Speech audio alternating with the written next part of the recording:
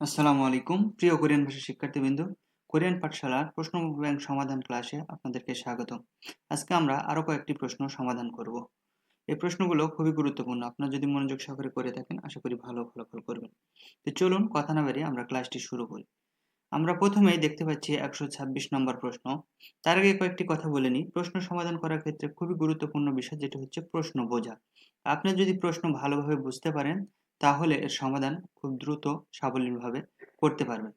প্রশ্ন বোঝার ক্ষেত্রে আপনাকে মাথা ঠান্ডা রেখে প্রশ্নটি কি বলতেছে সেটি ভালোভাবে শুনে সে সম্পর্কে অনুধাবন করে বুঝতে হবে।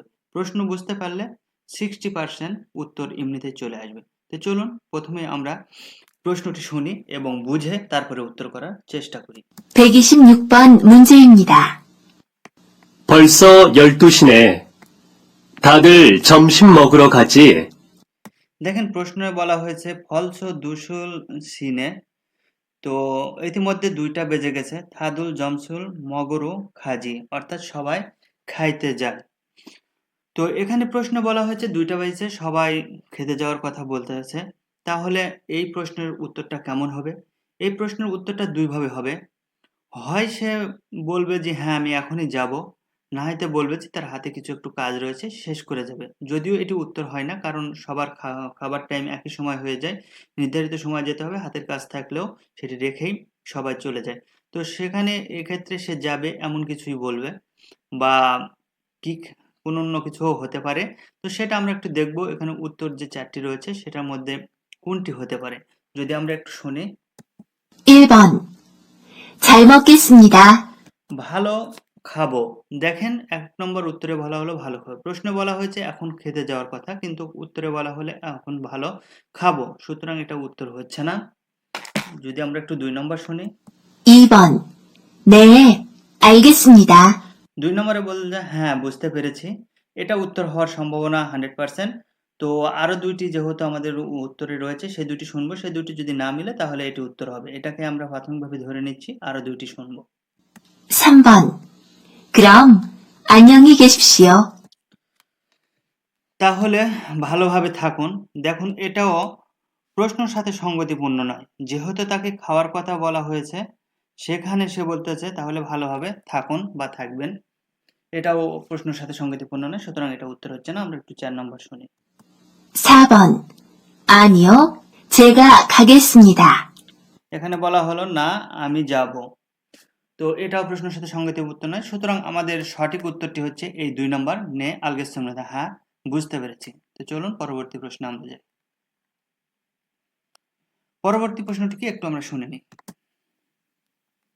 127번 문제입니다. 전에는 무슨 일을 했습니까?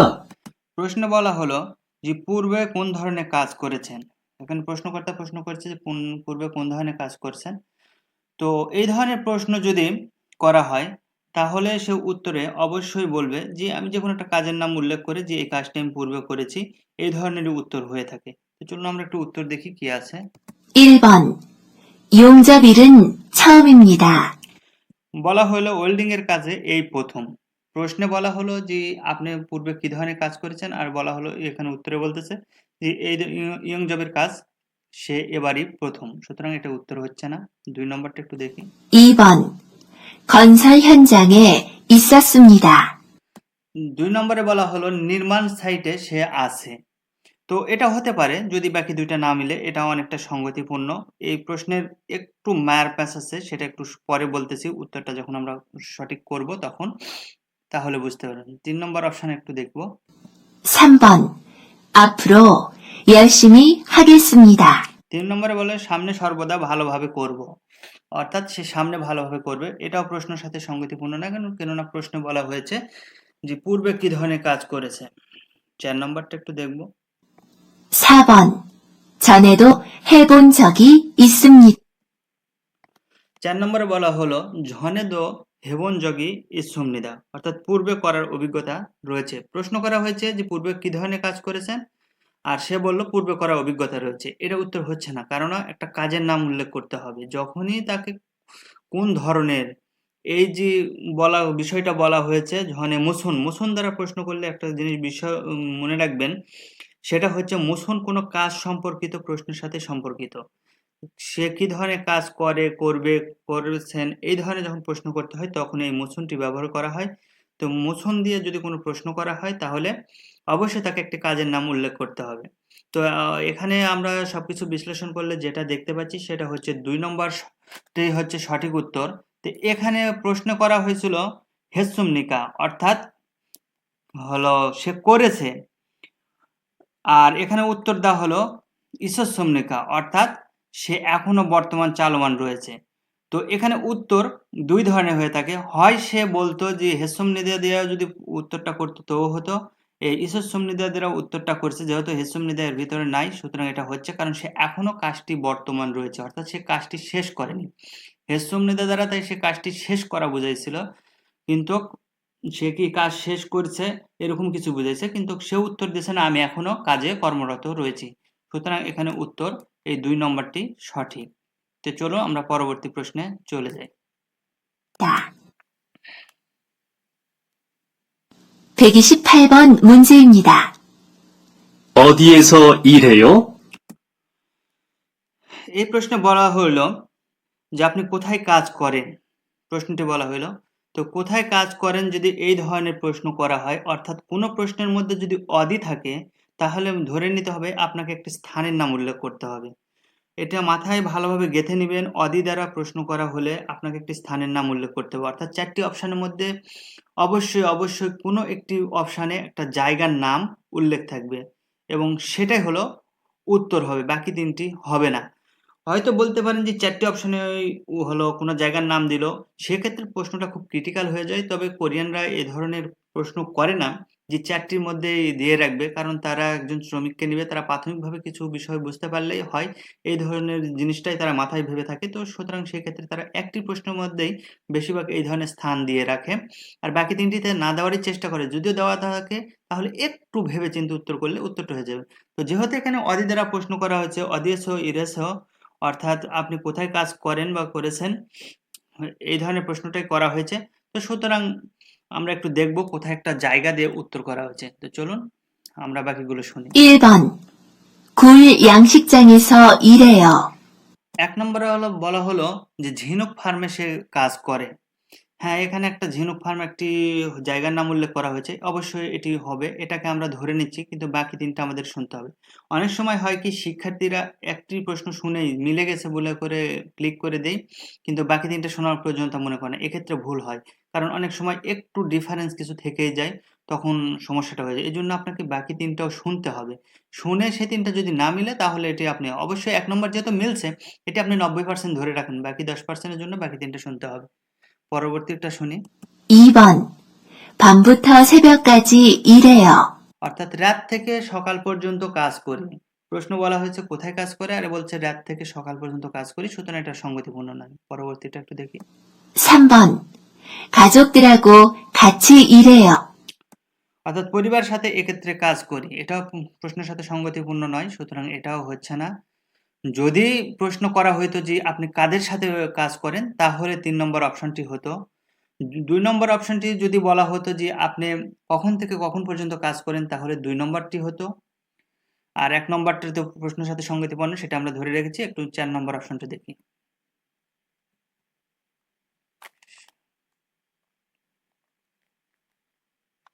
(4번) 휴일도 없이 매일 일해요.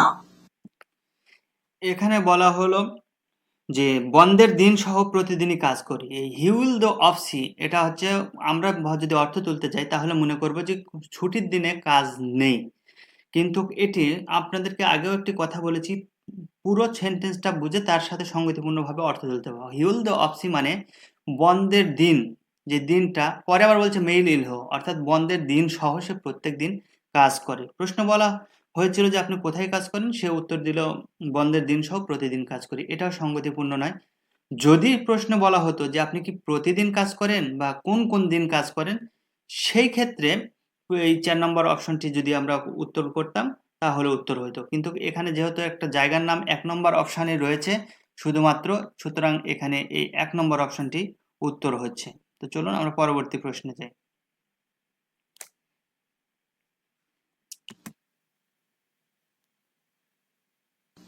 129번 문제입니다. 하루에 몇 시간 일합니까? আচ্ছা, হারুয়ে মিয়াচিগান ইরামনিকা অর্থাৎ প্রতিদিন কত সময় আপনি কাজ করেন একটা সময় জানতে চাওয়া হয়েছে এখানে। মিয়ত সিগান মানে কত সময়। মনে রাখবেন, কোথাও যদি মিয়ত সিগান দিয়ে প্রশ্ন করা হয় তাহলে অবশ্যই একটি সময়কে নির্দিষ্ট করবে, সেই সময়টি উল্লেখ করতে হবে। অবশ্যই 4টি অপশনের মধ্যে কোথাও না কোথাও একটি সময় উল্লেখ করা রয়েছে, সেই সময়টি দিয়ে উত্তর হবে। আমি আবারও বলতেছি, তারা যে প্রশ্নটা করবে সেই প্রশ্নটা একটি অপশনের মধ্যে রাখার চেষ্টা করে, যদি প্রশ্ন খুব কঠিন করে তাহলে 2টির মধ্যে রাখার চেষ্টা করে, বাকি 2টি সব সময় বাদ যাবে। আপনি যদি ভালোভাবে একটু লক্ষ্য করেন, বাকি 2টি সব সময় বাদ যাবে, 2টোর মধ্যে একটু ঝামেলা হবে যদি প্রশ্ন ক্রিটিক্যাল করে, আর যদি না করে তাহলে তো একটি থাকে। বেশিরভাগ ক্ষেত্রে 90% একটি অপশনের মধ্যেই উত্তর থাকে। তো মিয়ত সিগান দেওয়া যেহেতু প্রশ্ন করছে, সেক্ষেত্রে আপনাকে একটি সময় খুঁজে বের করতে হবে। আগে পিছে না বুঝলে, মিয়ত সিগান যেহেতু বুঝতে পেরেছেন, অর্থাৎ এই সিগান দ্বারা সময়ের যে ডিউরেশন, এই ডিউরেশনটা বোঝায়। আর যদি মিয়ৎসি বলা হতো তাহলে একটি কর্মঘণ্টা বলা হতো। যেহেতু মিয়ৎ সিগান বলা হয়েছে সেহেতু এখানে একটি লম্বা সময় রয়েছে, সেই সময়টা কতটুকু এটুকু ভেবেই উত্তরটা করতে হবে। হ্যাঁ, এখানে প্রশ্নের মধ্যে অনেক সময় দিয়ে দেবে যে ফালসি, তারপরে আপনার ওসি, নেসি এরকম দেওয়া থাকতে পারে, কিন্তু সেটা উত্তর করলে কখনোই হবে না, কারণ যেহেতু সিগান দ্বারা প্রশ্ন করা হয়েছে অর্থাৎ সময়ের একটি ডিউরেশন রয়েছে, সুতরাং সিগান দিয়েই উত্তরটা হবে। তো আমরা একটু শুনি সেটা কোথায় রয়েছে। 1번. 매일 8시간 일합니다. 1 নম্বর অপশনে বলা হলো মেইল ইয়দল সিগান ইহরামনিকা, অর্থাৎ প্রত্যেকদিন সে 8 ঘন্টা কাজ করে। তো এটা অনেকটা সঙ্গতিপূর্ণ, আমরা এটাকে একটু ধরে রাখতেছি, পরবর্তীগুলো শুনবো, শোনার পরে যদি না মিলে তাহলে এটা উত্তর ধরে নেবে। 2번. 잔업은 별로 많지 않습니다. কাজ তেমন বেশি নেই। প্রশ্ন বলা হয়েছে কতটুকু কাজ করে বা কত সময় কাজ করে, কিন্তু উত্তরে বলা হলো কাজ তেমন বেশি নেই। এই 2 নম্বর অপশনটা হচ্ছে না, আমরা পরবর্তীতে শুনবো। 3번. 월요일부터 토요일까지 출근합니다. 3 নম্বরে বলা হলো সোমবার থেকে শনিবার পর্যন্ত কাজ করি। এটাও প্রশ্নের সাথে সঙ্গতিপূর্ণ নয়, সুতরাং এটাও আমরা অ্যাভয়েড করতেছি। 4 নম্বরটা একটু শুনি। 4번. 오는 야간 근무를 하기 어렵습니다. 4 নম্বর অপশনে বলা হলো আজ রাতে ওভারটাইম কাজ করা কঠিন। দেখেন, এখানে ইয়াগান দ্বারা হচ্ছে আপনার রাতের কাজ বোঝায়, আর রাতের কাজ সবসময় ওভারটাইমই বেশিরভাগ হয়ে থাকে, কারণ ওভারটাইম যোগ হয়ে থাকে। সেক্ষেত্রে এখানে আমাদেরকে উত্তর করার সময় মানে যেটা বাংলা তোলার সময় এভাবে তুলতে হবে, আজ রাতে ওভারটাইম কাজ করা কঠিন।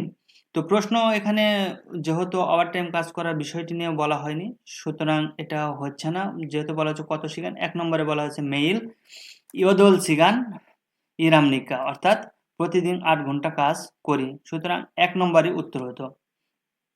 এখন যদি আমরা আর একটু বিস্তারিত দেখি, তাহলে এখানে দেখা যাচ্ছে যে বলা হয়েছে কাজ তেমন বেশি নাই।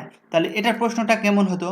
হয়তো প্রশ্ন করতো যে আজকে তুমি খুব ব্যস্ত বা আজকে তুমি খুব ফ্রি আছো, তাহলে সে উত্তরে বলতো যে আমার হাতে কাজ বেশি আছে বা কম আছে। এখানে 2 নম্বরে বলা হচ্ছে আমার হাতে কাজ বেশি নেই, তাহলে প্রশ্নটা হতো এই ধরনের, তুমি কি খুব ব্যস্ত বা তুমি কি ফ্রি আছো। যদি আমরা 3 নম্বর অপশনটা একটু বিশ্লেষণ করি, তাহলে এখানে কি ধরনের প্রশ্নটা হতো? তো বলা হতো, এখানে প্রশ্নটা হতো যে আপনি সপ্তাহে কয়দিন কাজ করেন বা কোন বার থেকে কোন বার পর্যন্ত কাজ করেন, এই ধরনের যদি প্রশ্ন করতো তাহলে হতো সোমবার থেকে শনিবার পর্যন্ত কাজ করি। তাহলে প্রশ্নটা হতো কবে থেকে কবে পর্যন্ত আপনি কাজ করেন। আর 4 নম্বর যদি হতো তাহলে প্রশ্ন করতো এই ধরনের, আপনি কি আজ রাতের কাজটি করতে পারবেন বা আজ আপনাকে রাতের কাজটি দেওয়া হলো। সেক্ষেত্রে তখন সে উত্তর করতো যে আজ আমি পারবো বা আজ আমার কাজটি করা খুব কঠিন হবে, তাহলে এই 4 নম্বর অপশনটা উত্তর হতো। সুতরাং বাকি 3টার আলাদা, 1 নম্বর হচ্ছে প্রশ্নের সাথে সঙ্গতিপূর্ণ, 1 নম্বরটি উত্তর সঠিক বলে আমরা ধরে নিচ্ছি। তো চলুন পরবর্তী প্রশ্নে যাই।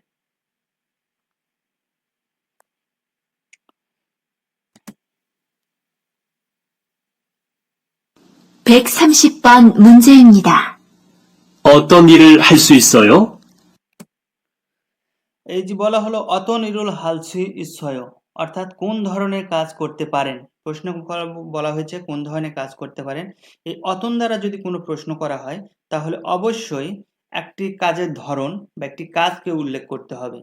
এই 4টি অপশনের মধ্যে অবশ্যই কোথাও না কোথাও একটি কাজের নাম উল্লেখ রয়েছে, সেটাই উত্তর হবে, বাকি 3টি হবে না। প্রশ্ন যদি কঠিন করা হবে তাহলে 2টির মধ্যে কনফিউজ থাকবে, বাকি 2টি সবসময় বাদ যাবে।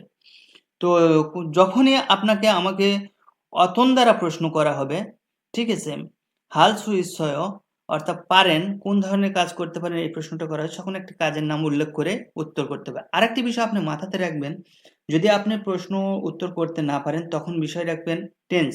টেন্স যদি আপনি একটু বুঝেন তাহলে যেই টেন্সে প্রশ্ন করা হয়েছে অনেক সময় সেই টেন্স দিয়ে উত্তর হয়ে যায়। যেহেতু আপনি পারতেছেন না, তখন যদি আপনি দেখেন যে এই টেন্সে প্রশ্ন করা হয়েছে, সেই টেন্সটা যদি একটু খুঁজে দেখতে পারেন, বাকি 3টা সময় অনেক সময় মিলে না। যদিও মিলে তবে একটু ভেবেচিন্তে উত্তর করলে উত্তরটা আপনি পেয়ে যাবেন। তো চলুন আমরা একটু অপশনগুলো দেখি, ওখানে কোথায় একটি কাজের নাম উল্লেখ করে টেন্স সহ উল্লেখ করা হয়েছে সেটা একটু খুঁজে বের করব। 1번. 용접을 할 수 있어요. ওয়েল্ডিং এর কাজ করতে পারি। দেখেন প্রশ্ন করা হয়েছে কোন ধরনের কাজ করতে পারেন, সে বলল ওয়েল্ডিং এর কাজ করতে পারি, এটা 100% উত্তর হবে।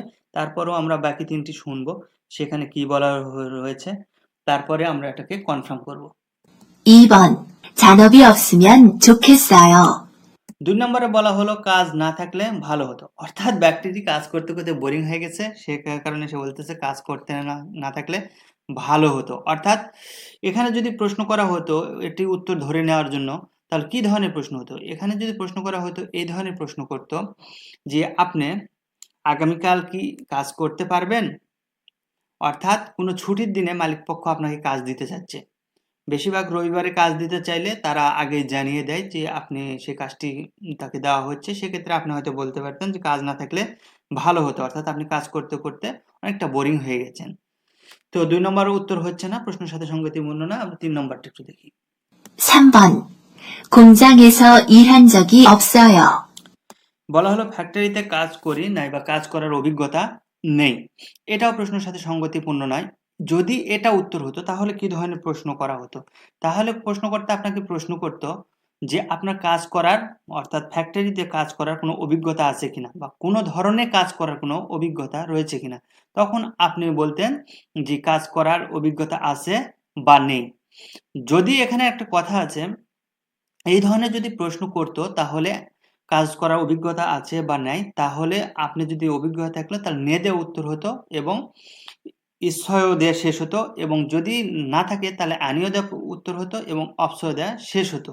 যেহেতু এটা প্রশ্নটা সঙ্গতিপূর্ণ নয় তাই নে আনিও দেওয়া নেই, সুতরাং এখানে প্রশ্নটা এই ধরনের করা হতো যে আপনার কোন ধরনের কাজের অভিজ্ঞতা আছে বা নেই। যেহেতু এটা প্রশ্নের সাথে আমাদের সঙ্গতিপূর্ণ নয়, আমাদেরকে প্রশ্ন বলা হয়েছিল কোন ধরনের কাজ করতে পারেন, তো এটা প্রশ্নের সাথে সঙ্গতিপূর্ণ, আমরা এটা ধরে নিচ্ছি না, পরবর্তী অপশনটা দেখব। 4번. 주방 보조로 일하고 있어요. আচ্ছা, এখানে দেখা বলা হচ্ছে যে রান্নাঘরের কাজ করতেছি। তো এখানে একটা রান্নাঘরের কাজ, এই যে প্রশ্ন ক্রিটিক্যাল করা হয়েছে, 1 নম্বরে বলা হয়েছে ইয়ং জবের কাজ করতে পারেন, আর এখানে বলা হয়েছে 4 নম্বরে যে সে রান্নাঘরের কাজ করতেছি। তাহলে উত্তর কোনটা হবে? 2টা, যেহেতু কোন ধরনের কাজ করতে পারে, একটা কাজ সে করতেছে, একটা করতে পারে। তো এখানে মনে রাখবেন 2টা প্রশ্নে যখন উত্তর চলে আসবে এইভাবে কাছাকাছি, যদিও মিল নেই, কাছাকাছি অনেকটা চলে আসছে, যে রান্নাঘরের কাজও একটা কাজ এবং সে ইয়ং জবের কাজ করতে পারেন সেটাও একটা কাজ। একটা কাজ চলমান রয়েছে, একটা কাজ করতে পারে, সে রান্নাঘরের কাজটা চলমান রয়েছে। এই ধরনের প্রশ্ন যদি আসে তাহলে মনে রাখবেন 1 নম্বর অপশন যেটা থাকবে প্রথমে যেটা মিলবে সেটাকে উত্তর ধরে নেবেন। তারপরে একটা বড় বিষয় হচ্ছে প্রশ্ন করা হয়েছে হালছু ইচ্ছয়, এখানে হালছু ইচ্ছয় দিয়ে উত্তর 1 নম্বরে করা হয়েছে, সুতরাং এটাই 100% উত্তর হচ্ছে এই যে হালছু ইচ্ছয়। প্রশ্ন করা হয়েছিল হালছু ইচ্ছয়, আর এখানে উত্তরে দেওয়া আছে গো ইচ্ছয়, হাগো ইচ্ছয় অর্থাৎ করিতেছি। যেহেতু প্রশ্নের সাথে হালছু ইচ্ছয় দিয়ে উত্তরটা হয়ে গেছে, একটা কাজের নাম উল্লেখ করা রয়েছে, সুতরাং এটাই উত্তর। আর এটা হচ্ছে না, কারণ এখানে হাগো ইচ্ছয় গো ইচ্ছয় দেওয়া হলো উত্তর করা হয়েছে, এটা হচ্ছে না। যদি প্রশ্ন যদি গো ইচ্ছয় দেওয়া করা থাকতো তাহলে এটা উত্তর হতো। আপাতত আমাদের কাছে 1 নম্বরটাই উত্তর হচ্ছে, 1 নম্বরটাই সঙ্গতিপূর্ণ। আশা করি ভিডিওটা আপনাদের খুব উপকারে আসবে। এই ভিডিওটা যদি আপনাদের ভালো লাগে আপনার বন্ধুদের মাঝে শেয়ার করে তাদেরকে দেখার সুযোগ করে দেন, তারাও সর্বোচ্চ মার্ক পেয়ে ভালো একটা রেজাল্ট করে স্বপ্ন পূরণের দেশ দক্ষিণ কোরিয়াতে তাদের আসার সুযোগ করে দিন। সবাই ভালো থাকবেন, সুস্থ থাকবেন। আল্লাহ হাফেজ। আগামীতে দেখা হবে নতুন কোনো ক্লাসে।